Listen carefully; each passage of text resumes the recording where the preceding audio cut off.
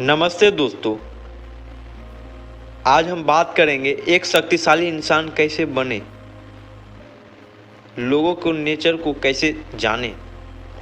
इंसानों ने अब तक काफ़ी चीज़ों के बारे में पता लगाना सीख लिया है। मौसम का पता हम लगा लेते हैं, कंपनी में कितना लॉस या प्रॉफिट के बारे में, शेयर मार्केट के बारे में, बहुत सारी चीज़ों के बारे में हम पता लगाते ही रहते हैं, सीखते ही रहते हैं। इंसान की कुछ ऐसी कमजोरियां हैं जो वो अवॉइड नहीं कर पाता है। हम लोग शॉर्ट माइंडेड होते हैं, लालची होते हैं, छोटी छोटी बातों पर गुस्सा आ जाता है। हम इंसानों का जो दिमाग है वो बदलता रहता है। हमारे अंदर सेल्फ डिफेक्टिंग जैसी वीकनेस होती है, जो हम अगर अपनी कमजोरियों या लॉस को अच्छे से समझ जाएं तो हम अपनी लाइफ को काफ़ी बेहतर बना सकते हैं। तब ना तो कोई हमारा फ़ायदा उठा पाएगा, ना ही हमें कोई अपने जाल में फंसा सकता है। कई बार हमारी खुद की कमजोरियां मुसीबत में डाल देती है, लेकिन हम अगर अपनी कमजोरियों पर काबू पा लेते हैं तो हम खुद को एक बेहतर इंसान बना सकते हैं, एक बेहतर लाइफ को एंजॉय कर सकते हैं। किसी भी इंसान को देखकर हम ये राय बनाने लगते हैं कि वह इंसान कैसा है, क्या सोच रहा है। जब हम किसी को समझने की कोशिश करते हैं तो हम अक्सर बहुत बड़ी गलती करते हैं। वे गलती यह होती है कि हम जैसे होते हैं वैसे ही दूसरे लोगों को समझते हैं। एक चोर को सभी लोग चोर जैसे ही दिखते हैं, एक झूठे इंसान को सभी लोग झूठे ही लगते हैं। उसी तरह एक इनोसेंट इंसान को सभी लोग अच्छे लगते हैं। बिल्कुल इसी तरह ही हम जैसे होते हैं हम दूसरों के बारे में वैसे ही सोचते हैं। आगे हम इसी बारे में जानेंगे कि कैसे हम लोगों को समझ सकें। इरेशनलिटी, तर्कहीन। हम मनुष्य स्वभाव से इरेशनल होते हैं, जिसका मतलब होता है हम बहुत से काम बिना सोचे समझे करते हैं, एक एग्जाम्पल से समझते हैं। ऐसे ही बहुत से लोगों को लगता है कि बड़ी सी गाड़ी या बंगला होने पर वे बहुत खुश होंगे, लेकिन इस बात में भी कोई लॉजिक नहीं है। विजय माल्या के पास इतना पैसा होते हुए भी वह खुश नहीं रह सका। फ्रॉड करने की वजह से हर जगह बदनाम हो चुका है। जबकि एक किसान मेहनत की खाता है और संतुष्टि से जीता है, रात को गहरी नींद का भी आनंद लेता है, उसे सही मायने में खुश समझा जाएगा। तो दोस्तों, हमें अपने हर ओपिनियन या डिसीजन को रिलेशनल तरीके से एनालाइज करना चाहिए और चीज़ों के प्रति एक नई सोच या एटीट्यूड बनाना चाहिए। पॉइंट टू, नैरिज्म, अहंकार।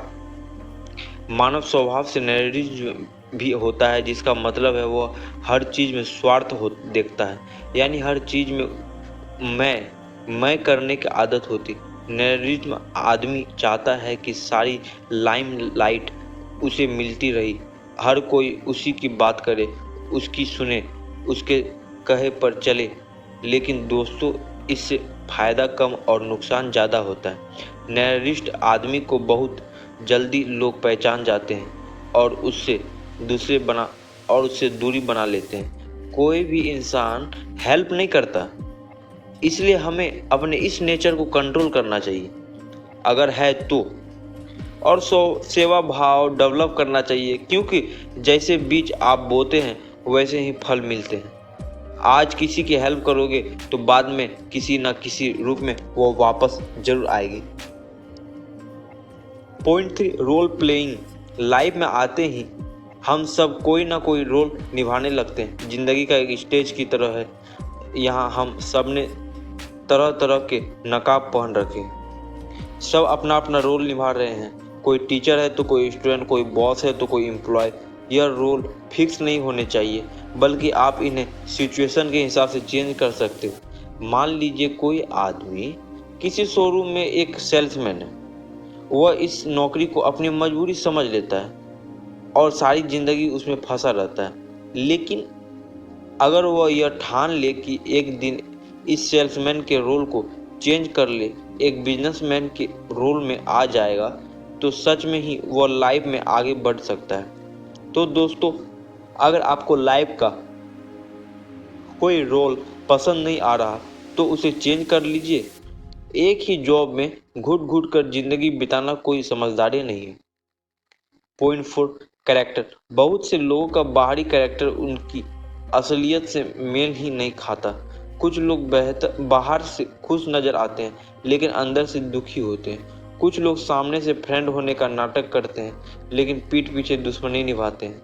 ऐसे ही बहुत से सेलिब्रिटी हमें पर्दे पर बहुत अच्छे लगते हैं लेकिन अपनी असली जिंदगी में तरह तरह की प्रॉब्लम से झेल रहे होते हैं।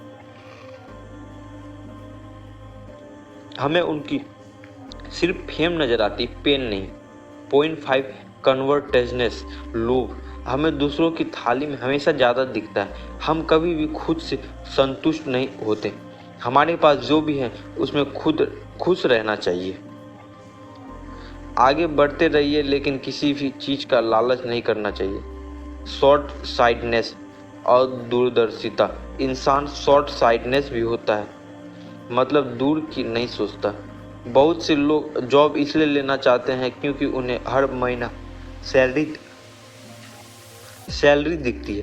बिजनेस लगाने में तो काफ़ी टाइम लग जाता है लेकिन वो यह नहीं देख पाते हैं कि 4 से 5 साल बाद बिजनेस से भी करोड़ों बना सकते हैं। ऐसा नौकरी से संभव नहीं है। इसलिए दोस्तों, अगर आपका भी शॉर्ट साइडनेस नेचर है तो इसे बदलें। दूरदृष्टि यानी लॉन्ग साइडनेस विकसित करें। हमेशा दूर की सोचें। पॉइंट 7, डिफेंसिवनेस, बचाव। जब भी कोई हमें किसी चीज़ के लिए क्रिटिसाइज करता है तो हम डिफेंसिव हो जाते हैं, बहस करने लगते हैं या झगड़ा करते हैं, लेकिन यह गलत बिहेवियर है। इसके बजाय हमें रिलेशनल होकर देखना चाहिए कि बोलने वाला क्या सच में सही बोल रहा है। अगर सच में आपसे किसी काम में कोई कमी रह गई है तो उसे सुधारें। इससे आप सबकी नज़रों में एक प्रोग्रेसिव पर्सन की तरफ बन जाओगे। सब आपकी सिचुएशन हैंडल करने की क्षमता को अप्रिशिएट करेंगे। सेल्फ सेबोटेज, स्वयं तोड़फोड़। कभी भी ज़िंदगी में जरा सी मुसीबत आ जाए तो लोग नेगेटिव सोचने लगते हैं। इससे उन्हें स्ट्रेस और एंग्जाइटी हो जाते हैं। इसी से सेल्फ सेबोटेज कहा गया है, मतलब खुद को नुकसान पहुंचाना। मान लीजिए आप किसी जॉब का कंपटीशन टेस्ट क्लियर नहीं कर पाए तो कुछ लोग ऐसे सोच सकते हैं ज़िंदगी बर्बाद है या मेरी किस्मत ही खराब है। लेकिन यह नेगेटिव थॉट्स दिमाग में चले जाते हैं। यह उनके लिए बहुत हानिकारक है क्योंकि नेगेटिव थॉट्स से दिमाग सिर्फ निराश और डिप्रेशन में चला जाता है। क्या बारिश के बाद सूरज नहीं निकलता, रात के बाद दिन नहीं होता? इसलिए टफ सिचुएशन में भी पॉजिटिव रहे। अगली बार और मेहनत से पढ़ूंगा, इस चीज़ में सफल नहीं हो रहा हूँ तो दूसरी ट्राई कर लेता हूँ। इस तरह से दिमाग को हमेशा पॉजिटिव थॉट से भरे। 9, रिप्रेशन, रोक। बहुत बार इंसान अपनी असली नेगेटिव फीलिंग्स को दबा देता है। इसे ही रिप्रेशन कहते हैं। कभी किसी पर गुस्सा आ रहा हो तो उसे दबा देते हैं या कभी किसी चीज़ को पाने का लालच आ रहा हो तो उसे भी दबा देते हैं। लेकिन ऐसा करना खतरनाक होता है क्योंकि कई बार यह फीलिंग्स अंदर ही अंदर भयानक रूप ले लेती है और एक दिन फूट पड़ती है। गुस्से को दबाने वाले मर्डर कर सकते हैं और लालच को दबाने वाले बड़े बड़े फ्रॉड और स्कैम कर देते हैं। इसलिए अच्छा है पहले तो नेगेटिव फीलिंग्स पाले ही नहीं, हमेशा पॉजिटिव रहें। लेकिन अगर आ भी जाती है तो उन्हें क्रिएटिव चीज़ों में लगा दें। गुस्सा आ रहा हो तो एक्सरसाइज में उसे निकालें, आपकी हेल्थ भी अच्छी होगी। किसी चीज़ का लालच आ रहा हो तो भी किसी क्रिएटिव काम में लगाकर उसे मिटा दें। जब आप कुछ बनाएंगे तो आपको खुद को अच्छा फील होगा और लालच की फीलिंग्स नहीं रहेगी क्योंकि क्रिएटिविटी को कोई छीन नहीं सकता। एनवी, जलन। इंसान की फितरत है कि वह हमेशा खुद को दूसरे से कंपेयर करता है।